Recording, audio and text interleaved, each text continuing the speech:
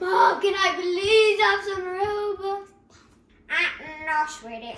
No. Too expensive.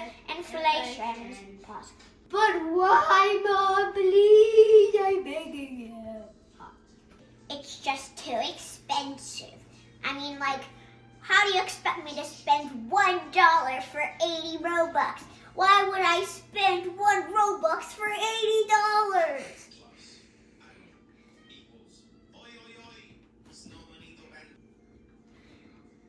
Oh, you got it backwards.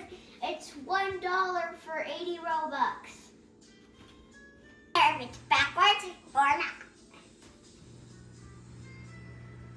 I don't care if you can say